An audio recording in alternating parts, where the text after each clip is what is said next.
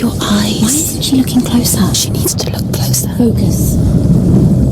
Do not forget my stories, Senua, because your darkness comes from hell, and your fate lies there. They say the burning of a corpse will take you straight to Hela's gate, but gods and the living will follow this path. You must leave the Isles of Orkney across the eastern sea and find a road that leads north and down through deep, dark valleys. After 9 nights of riding, you will follow a great river and will find a bridge covered in gold. The path to Helheim goes from there, across the river of knives that flows from the dark world of Niflheim.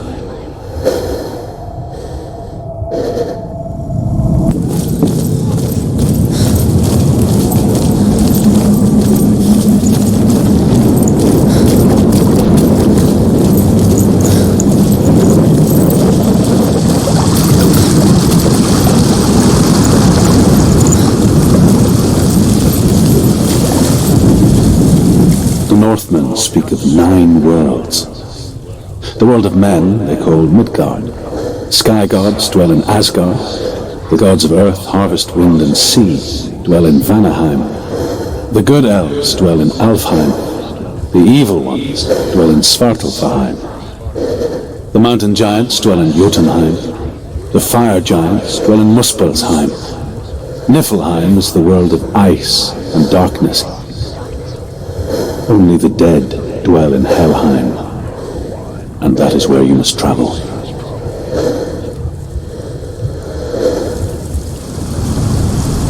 Same with heights.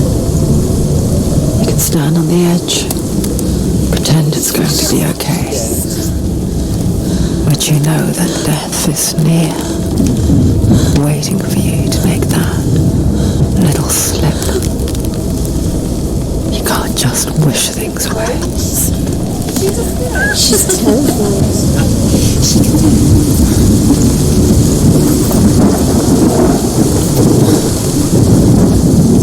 The Northmen say that in the beginning there was nothing but darkness. Bitter cold to the north, fiery hot to the south.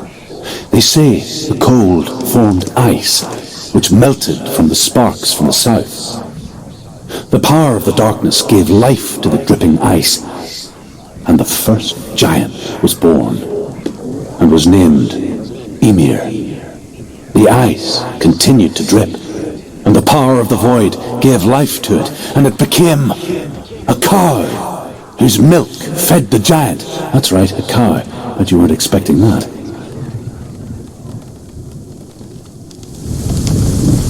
Why won't it open?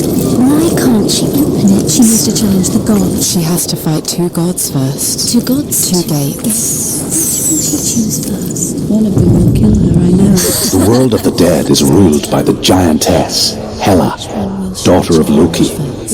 The gods feared her bloodline, bad on her mother's side and yet much worse on her father's. So, as a child, the All-Father cast her down into Helheim and gave her power over those who die of sickness, age, hardship, and self-slaughter. In all of the 9 worlds, only Hela can resurrect the dead. To Hela, your Dillion was sacrificed, and with her you must bargain.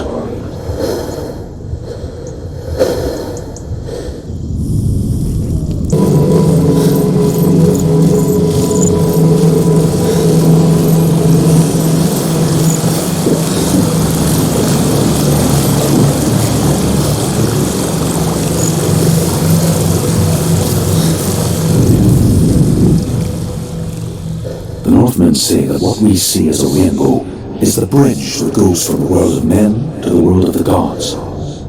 For now, they say the frost giants and the mountain giants cannot cross it. But they say that when Ragnarok comes, not a thing in this world will be safe. The rainbow bridge will break under the onslaught of the fire giants riding on flaming steeds.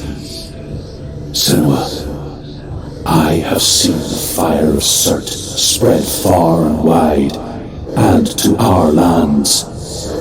Ragnarok is coming.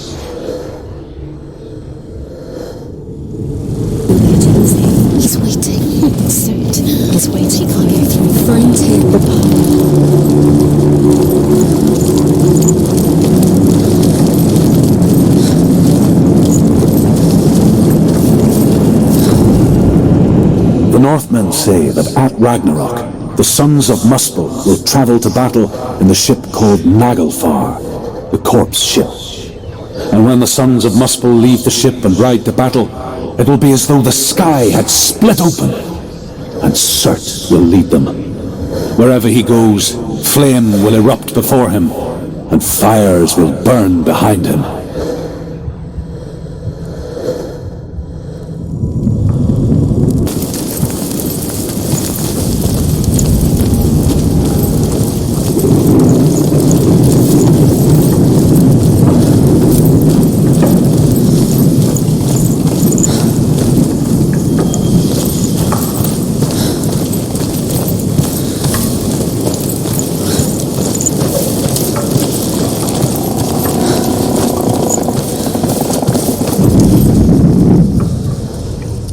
The Northmen tell this story. Before the earth was created, there was a world called Muspel. Because it was in the south, it was bright and hot, flaming, burning. Sparks that flew out from Muspel became the stars. Other sparks melted ice in the frozen world of Niflheim, creating the body of the first giant, Ymir. Muspel is one of the 9 worlds, and is now the land of the fire giants. And people from elsewhere cannot endure a journey there.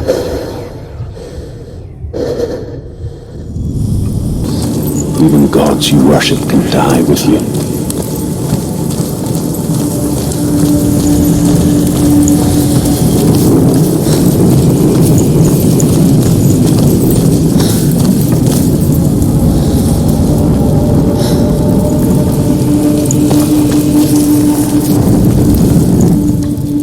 Northmen say that the defender of Muspel is called Surt, the foremost of the fire giants. His name means the Black One, because he is like something burnt. The Northmen believe that he sits at the border of Muspel with his flaming sword, and at the end of the world he will leave his post. He will travel to Asgard and Midgard, waging war against all the gods. He will be victorious, and then burn the whole world with fire.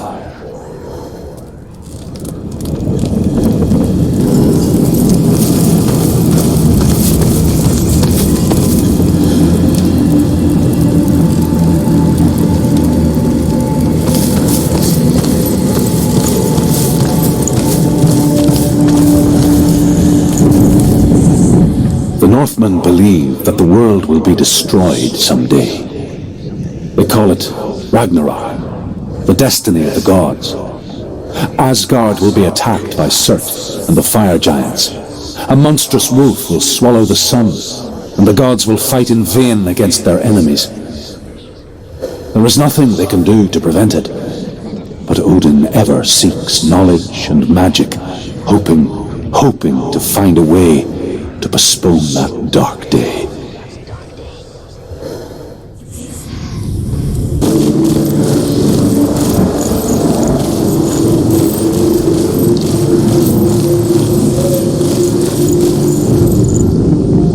Ymir was a frost giant, a being of darkness, and all his sons and grandsons were dark after him. Of his daughters and granddaughters, some were monstrous, others fair. But there was another who came from the ice. Buri.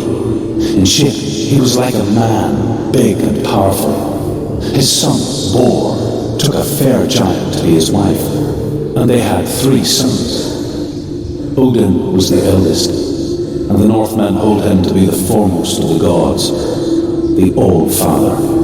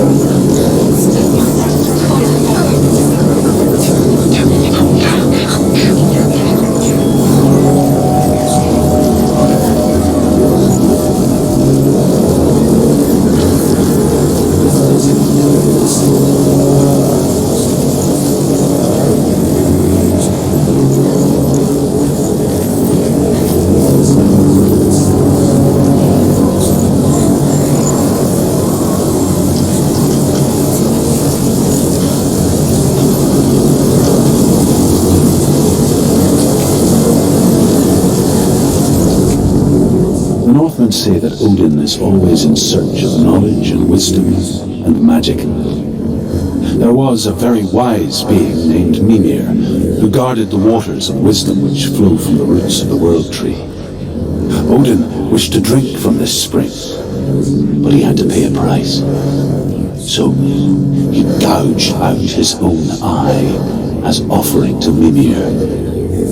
He drank from the well and traded one way of seeing for another.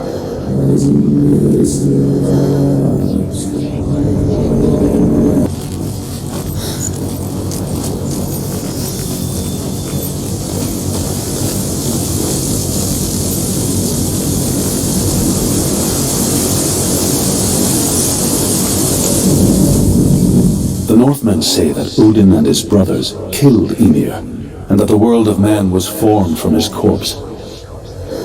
They made his bones into stone, and his flesh into earth, and his blood into the salt sea. They set his skull to be the bowl of the sky, with his brains for clouds. Odin and his brothers caught the sparks flying from Muspel and made them into stars. And to protect the new world from the giants, they used Ymir's great curving eyebrows as walls.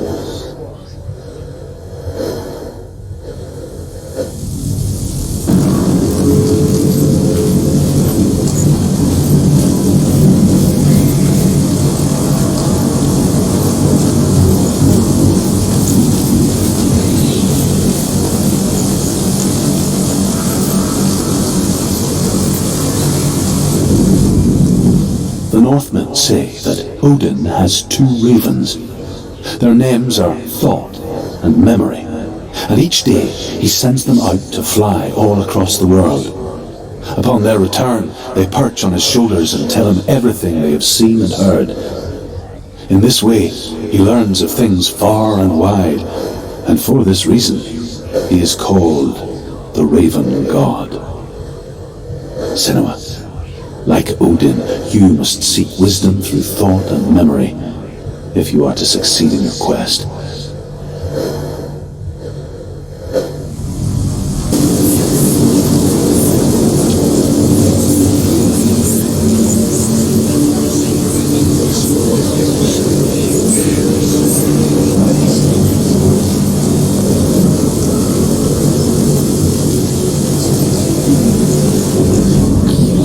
The Northmen say you must sacrifice in order to receive.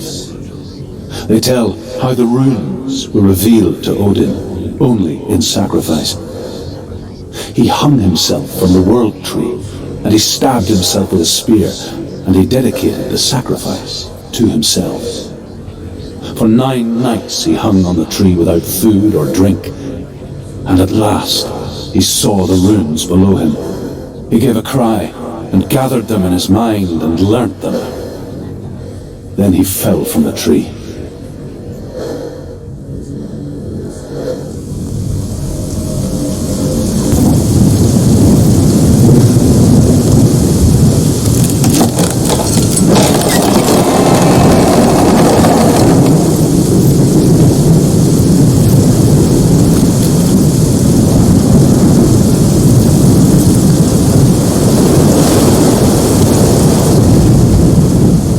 However you come to the gold-covered bridge that leads to Hell, you may find it guarded by a giantess. She will ask your name, she will ask your lineage, she will ask your business. The Northmen tell of the warrior woman Brynhild, who leapt into fire and rode to Hell to join her slain love Sigurd, and is challenged by the giantess.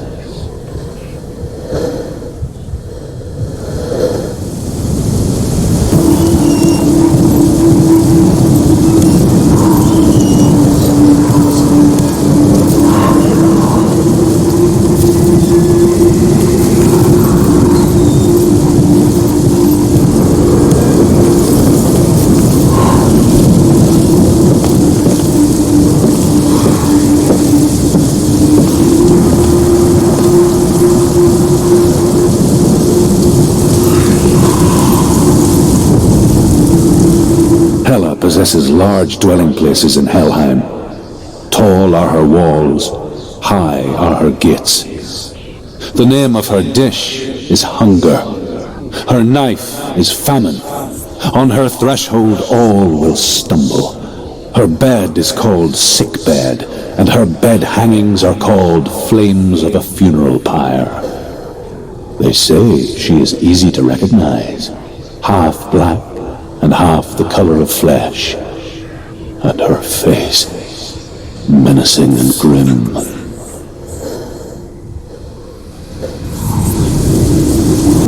The gloom lifted.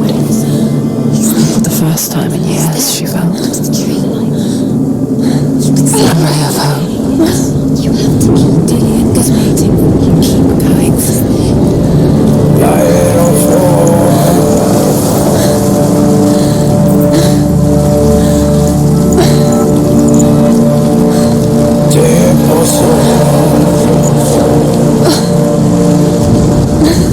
The Northmen tell of a great hero. His name is Sigmund. His father's hall was built around a great tree, and one day, Odin comes and thrusts a sword into the tree, a gift to whomever can release it. Many try, but the sword only comes out at Sigmund's touch. His brother-in-law, King Siggeir, wants it, but Sigmund refuses him, so King Siggeir plots revenge.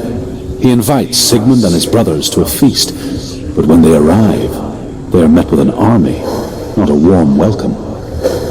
King Siggeir captures Sigmund and his brothers, steals his coveted sword, and readies them for execution.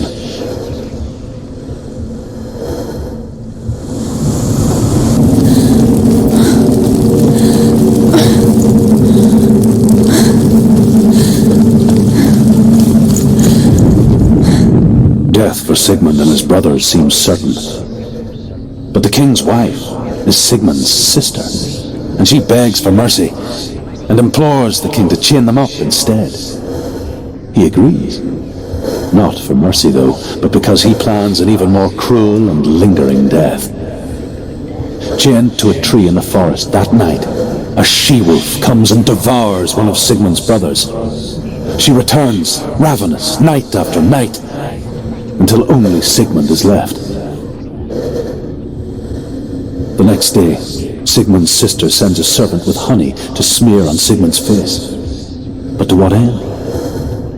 Well, that night, when the she-wolf appears again, you'll never guess what happens.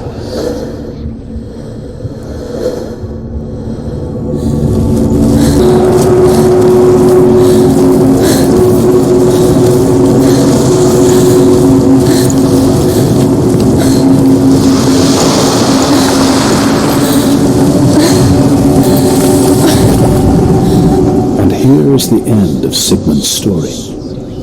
He was a fierce and great warrior who fought many battles. But one day, an old man came onto the battlefield. Although shadowed by a hood, Sigmund saw that he only had one eye. The man raised his spear, and Sigmund struck at it with his sword, but the sword shattered into pieces.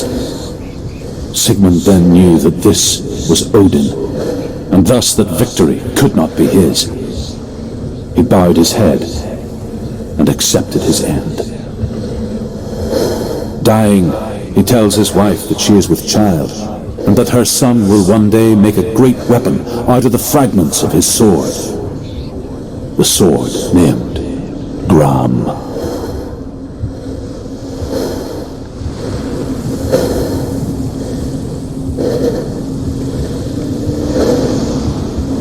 Wishing those fleeting moments of light would stretch out to last forever.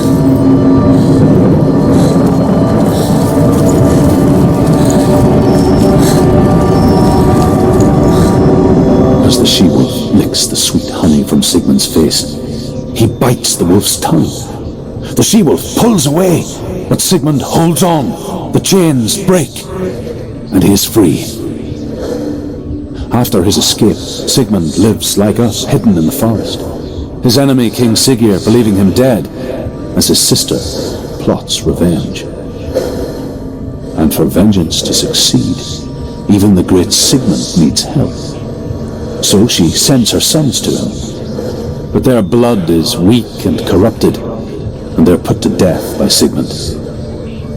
So his sister hatches a new plan, one that is cold of heart and pure of blood. By the tree.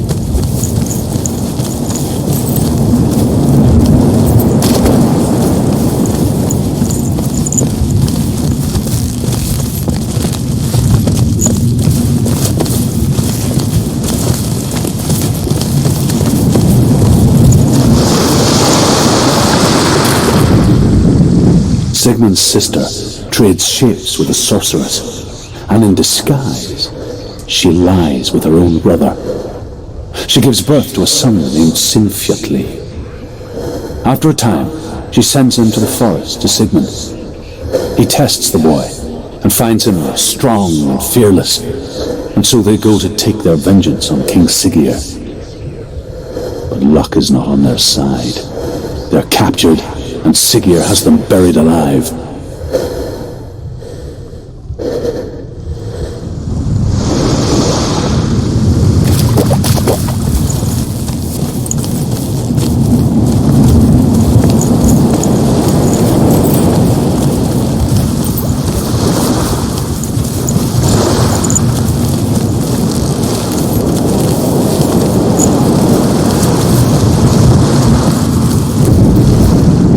As Sigmund and Sinfjotli are being buried alive, Sigmund's sister throws an armful of straw into the grave mound. Hidden in the straw is Sigmund's sword, the gift of Odin. They cut their way out of the grave mound and set fire to Siggeir's hall. The king burns to death. Sigmund calls to his sister to come out so that she may live and be honored. She does come out, but only to tell him the truth, that she had slept with him, her brother, to beget a strong avenger. I am not fit to live, she says, and walks back into the fire. Strike vengeance from your heart, Senua, as there is always a heavy price to pay.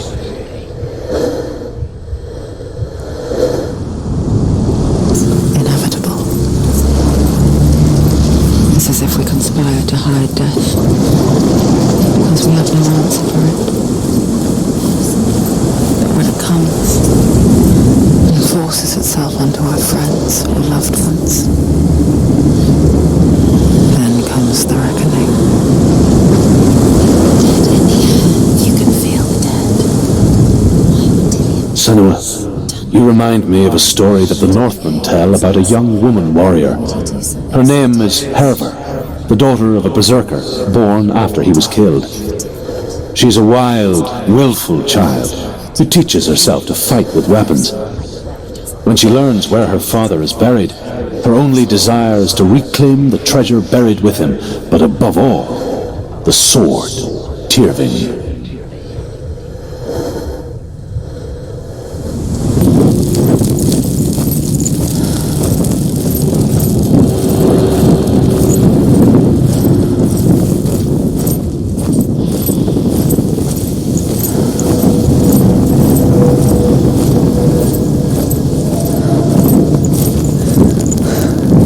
I'll find him.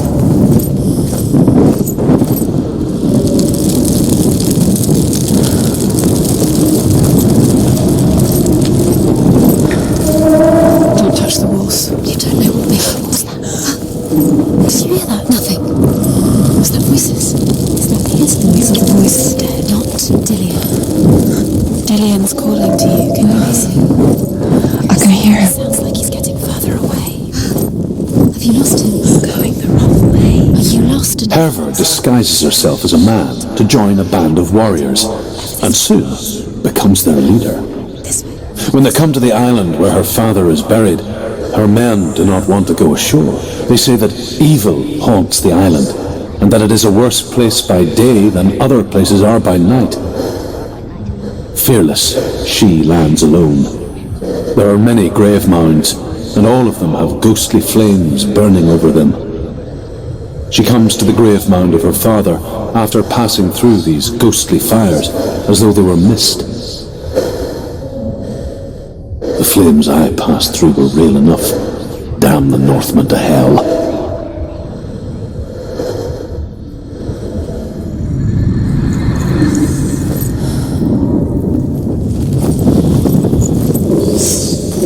The voice is getting louder. Listen, Dillian.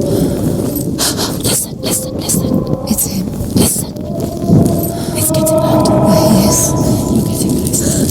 Keep going. Senua, follow the voice. You're nearly there. Dillian's voice. It's him. He's going to save you. Find the voice. Find him.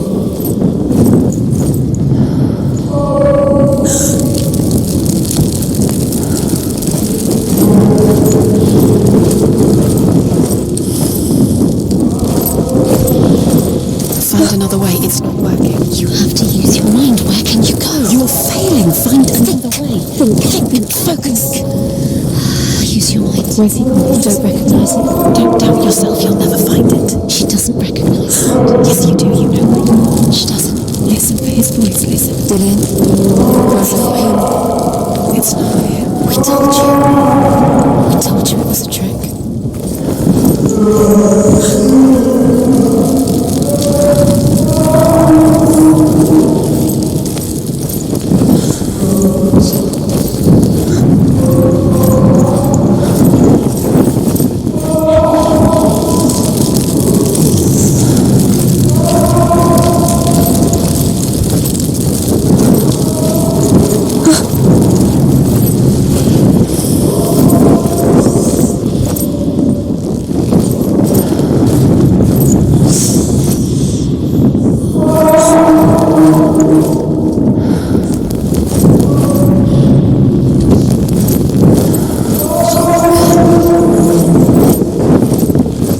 This doesn't sound like Dillian. What's happening?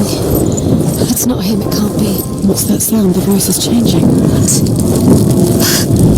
That's not Dillian. Within the burial mound, Herver calls on her father to wake from death and bring her his sword. She says that it is not seemly for the dead in their grave mounds to bear valuable weapons. Her father answers with words of warning. You go to your doom. Baleful runes surround you. You have gone mad. You have lost your mind. Your thoughts are confused. It is dangerous to wake the dead. Like I said, she reminds me of you.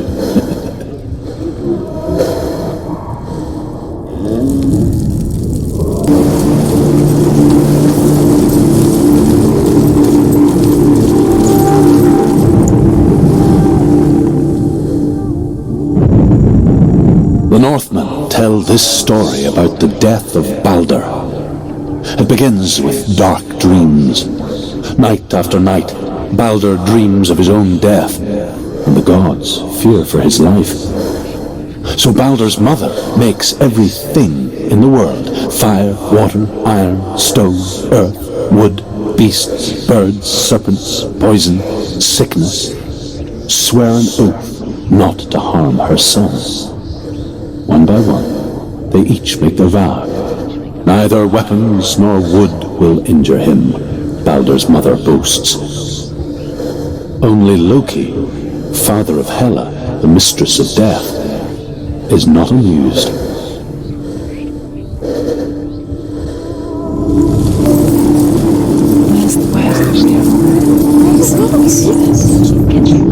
The gods feast and rejoice and amuse themselves by throwing spears and stones at Balder, striking at him with sword and axe. But he comes to no harm, whatever they do. The gods never cease to wonder at this great marvel. But Loki shapes himself into a woman and asks Balder's mother, "Is it really true that all things promise to keep him safe?" He was the only one. "I did not ask the mistletoe," Balder's mother confesses. "I thought it was too young." Oh dear.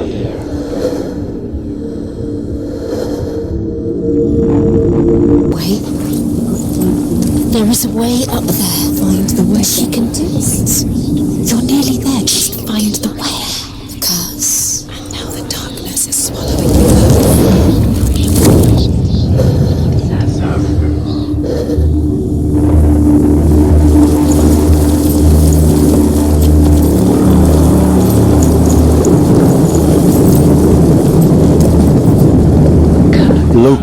makes a dart out of mistletoe and goes to the gods as they throw things at Balder. The blind god, Huth, was there. Loki asks him why he wasn't taking part. Huth says, I cannot see where Balder stands, and even if I could see him, I have no weapon. Loki replies, here is a wand.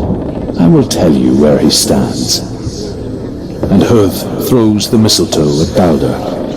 It pierces through him, and to everyone's horror, Balder is killed.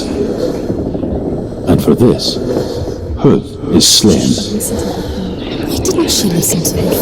She thought she could Nobody will love you again. ever again. You kill. The Northmen tell how the gods mourned Balder. His body was to be burnt on his ship, but they could not manage to push it into the sea and sent for a giantess to do it. She comes riding a wolf and has vipers for her reins. She pushes Balder's ship into the sea with such force that the ground shakes and the rollers burst into flames. When Balder's wife sees his body carried onto the ship, her heart bursts with grief, and she dies. She's put next to her husband, and the pyre is lit, sending the dead to hell. But even so, the gods cannot accept his death.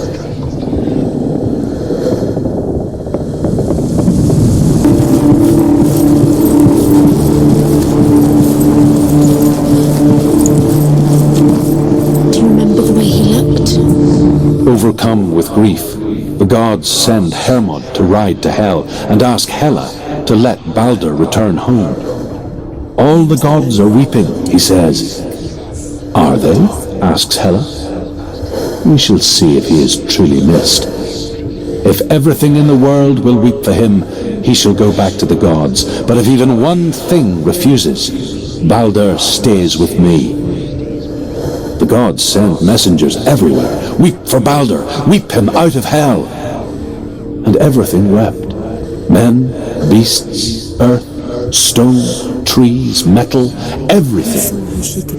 Except for a giantess they found in a cave. Balder was never my friend, she says. Let hell keep what she has. The Northmen say that the giantess must have been Loki in disguise.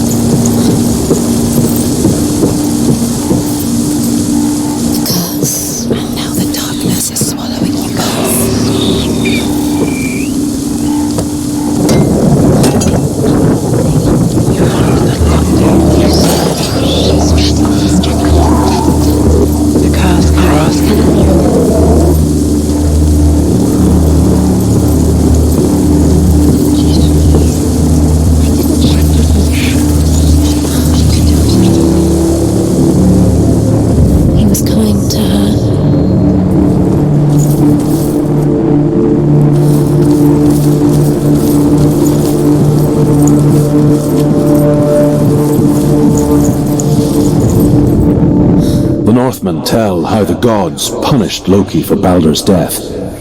They captured him and took him to a cave. They fetched his 2 sons and turned one into a wolf, and he ripped his brother apart. The gods used Loki's own son's entrails to tie him down and turned these bonds to iron and dangled a poisonous serpent over his face so that its venom would drip onto him. Each time the venom drips onto Loki's face, he writhes in agony. The Northmen say that is the cause of earthquakes. A reminder, perhaps, that if even gods must accept death, then so must we.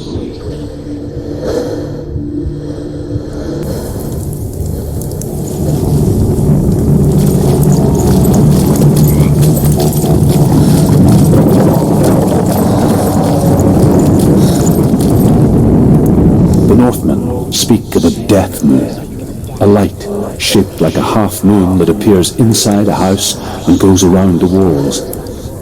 I once saw the death moon appear at a farm, and first the shepherd died, then a guest died, and then the farm hands, and then the farmer and 6 of his men drowned at sea.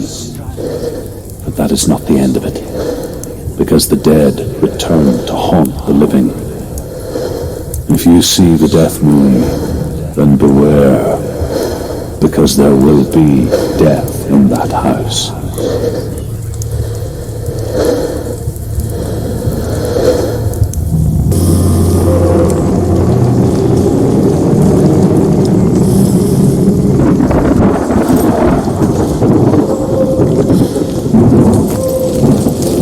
Senua! Come to me! Where are you? I'm here! I'm right here! Are you in there? Come out if you are.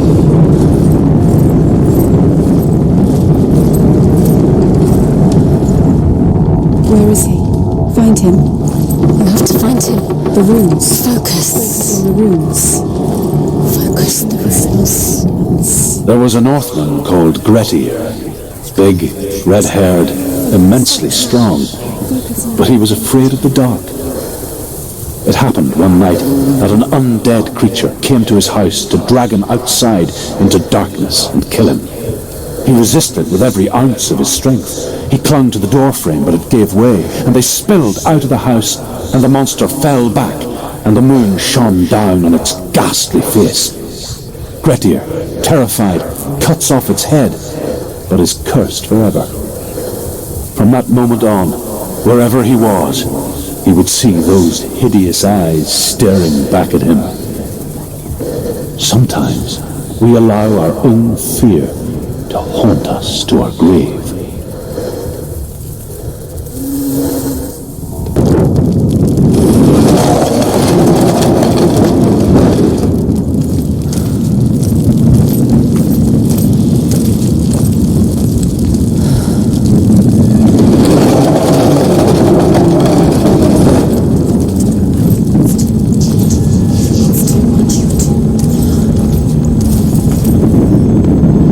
I will tell you of a great hero named Sigurd, son of Sigmund, no less.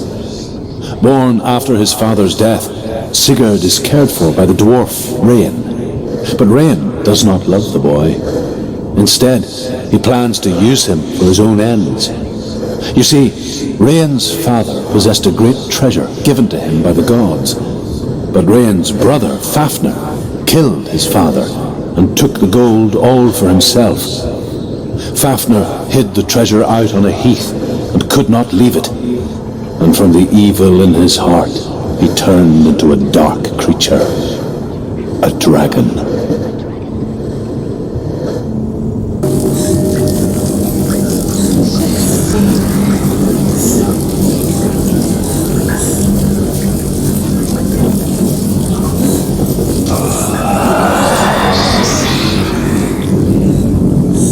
Rain the dwarf's sole desire is to possess this dragon's accursed treasure, and he uses Sigurd to reclaim it. He tells Sigurd the story of Fafnir's gold, and the good-hearted hero promises to slay the dragon if Rain would forge a strong sword for him. Sigurd remembers that his father once possessed a sword given to him by Odin. Odin broke the sword to bring about Sigmund's death, but Sigurd's mother still has the pieces. And so Rain reforges the famous sword. Sigurd uses the sword first to avenge his father, and then he and Rain go in search of Fafnir.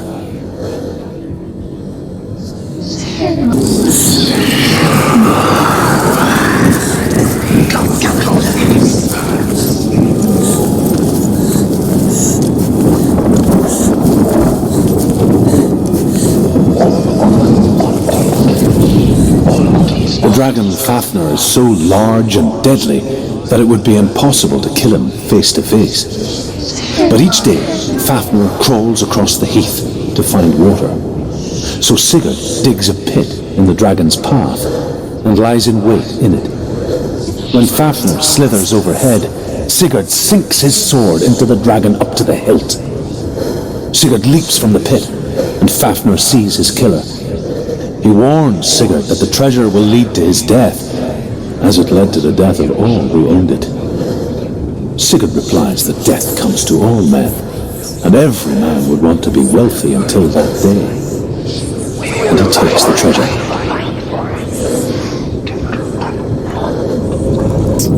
Now the darkness has Dillion's soul, and it will take it and never give it back. She can search and search, but she will never find it. She's let the darkness in. It's the end. The darkness will take her like it took her mother. She can't resist. Pointless even trying to retrieve it. She's lost. She's got to go deeper to find the head, deeper towards the darkness. The beast is there. The beast is luring her deeper, deeper into the darkness. Deep down. The beast has the head. It's got the head. She will be trapped. The beast has the head, and he's... Although Sigurd kills the dragon, Rian wants to keep Fafnir's gold all for himself. The darkness... Rian also wants the strength and wisdom of the dragon, so he drinks its blood and asks Sigurd to roast Fafnir's heart for him. Sigurd does so, but when he touches the roasted heart to see if it is done, he burns his finger. Without thinking, he licks his finger and tastes the dragon's blood. In that moment, he understands the language of birds and hears them talk nearby.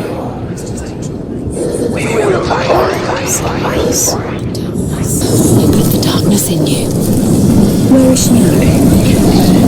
The darkness killed your brother. Where is she now? Where is she? She's here. Sigurd's newfound power lets him hear the birds speak, and they say, The darkness took your mother. Sigurd should eat the heart himself. What really happened to her? Your mother Rian wants Fafnir's gold. Her mother was unfortunate. Sigurd should kill Rian before Rian kills him.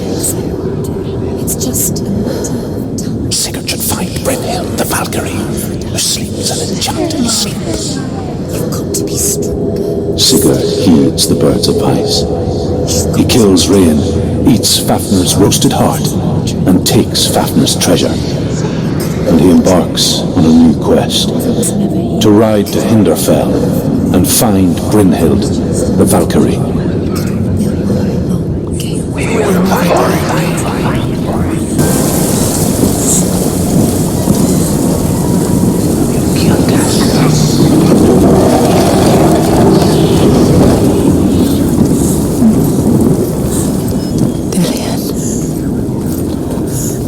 Help but think of him. A tender guiding flame in a world so black. The longer it burned, the more she convinced herself that there was nothing beyond its reach. How little separates us from what we fear.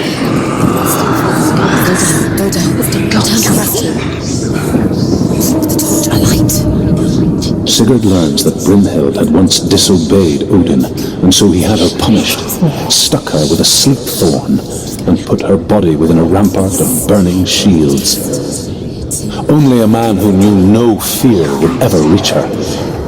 But like me, Sigurd is fearless and passes through the flames, just as I did, and wakes the sleeping warrior girl. She teaches him the secret wisdom of runes, namely victory runes, ship runes, runes for persuasion, runes for truth, runes for healing and help, runes for perception and power. Like Sigurd, the greatest young warrior of the North, you must learn the secrets of the runes to fight amongst the gods in hell.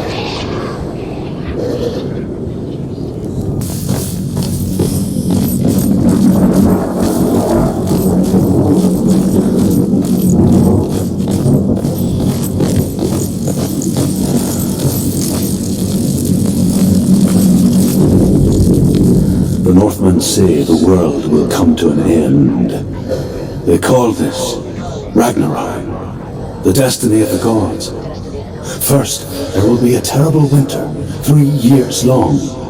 Then, mankind will turn on itself, Brothers will fight each other to the death, and people will forget what they owe their kindred. Times will be hard. Crimes will be great. It will be an age of axes and swords. The wind will blow through abandoned halls. Wolves will walk where children played. The world will fall into ruin. You showed me how to see further. To see the hidden wonders in our world and explore new paths into the unknown. To lead so that others may follow, or to warn so that they may avoid. That is our gift and our duty. I'm not going to look away in fear anymore.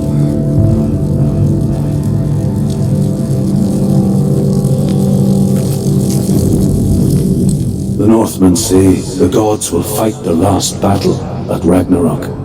Their watchmen will blow the horn that can be heard through the whole world, and Odin will speak with the severed head of Mimir, which gives him good counsel. The land of the giants will thunder with the sound of their army on the move. The gods will assemble, the dwarves will leave their stones, the frost giants will come from the east, the Midgard serpent will turn up the waves, eagles will scream and tear at the corpses with their yellow beaks. The ship of the dead will set sail.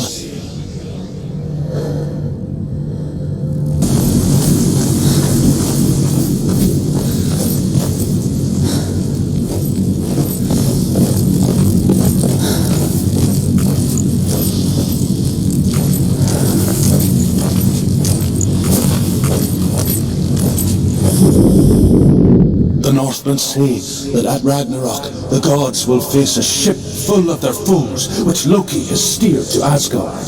It carries the fire giants, the wolf that will eat the sun, and all kinds of dark creatures. Surt will join them with his sword of fire. The cliffs will crash, trolls will walk the land, men will tread the road to hell, and the heavens will split open.